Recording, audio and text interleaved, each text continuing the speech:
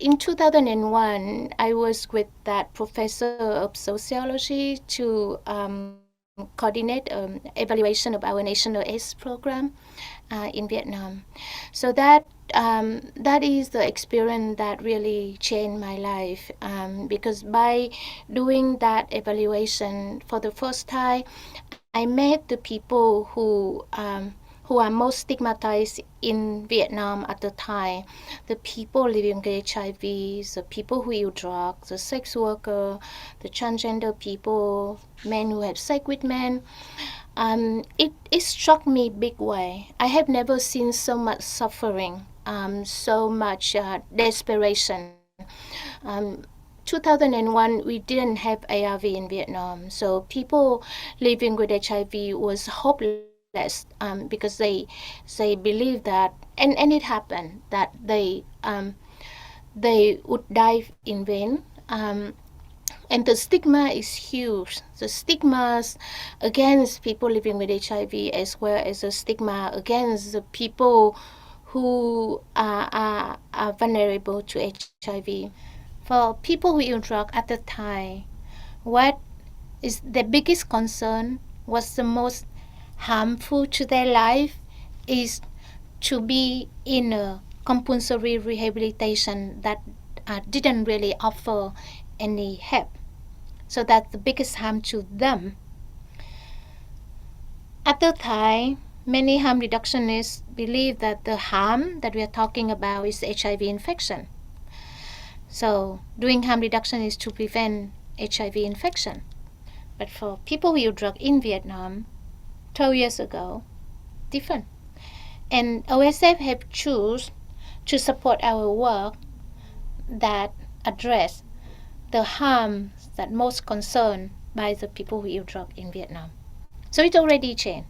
Harm reduction is great, very important, but if the harm reduction is traditionally, or not usually, people think of distributing clean needle and also, substitution therapy are not enough. Because when I talk about harm reduction, it's to reduce the harms. And the harms can be in many, many ways. It's not only about HIV. And also, if people stop injecting or reduce injecting, of course they will reduce the HIV-related harms as well. So I came to my own philosophy of harm reduction. Okay, we love people, we care for people, we respect people who they are, but we also should work with them to for them to become who they want to be. So that is our philosophy. So my philosophy at that time is that if those people, they have opportunity, they can thrive. Their potential can be awakened, can be put in use, and it would be very powerful. They could do the thing that we could not do, because they have the knowledge and skill that we don't have, I don't have. So that is a drive that make me thinking of setting up a new organization.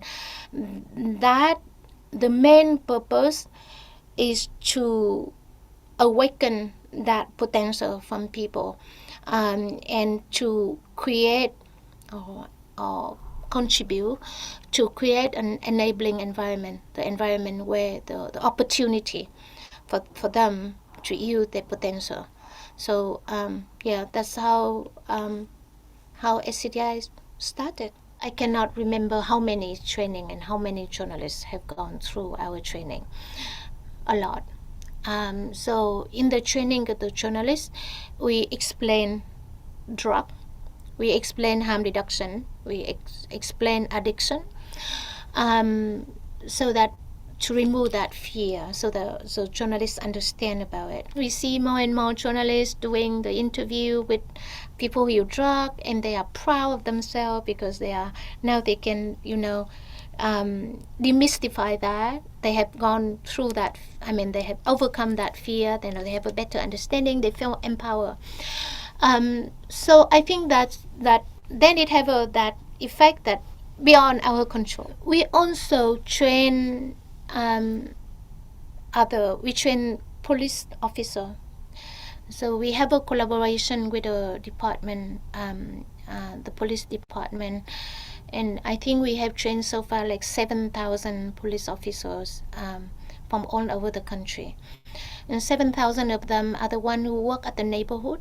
They are the one who directly interacting with people who use drug, because many of them are neighborhood police officer. So we have a training for them. We also explain to them about drug and addiction and what to do and what is harm reduction, etc.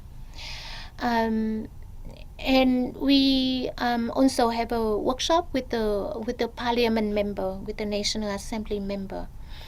They are the policy maker. They are the important people, the opinion leaders in the country. So explain to them same thing, because once you can accept people who use drug, you can accept other people. So in a way that it creates a more tolerating, more accepting, more open society. I find the word open society really fascinating, because when the society start to accept, to understand, try to understand and accept people who use drug, who used to be considered as the worst social evil, then everybody else could be accepted as well.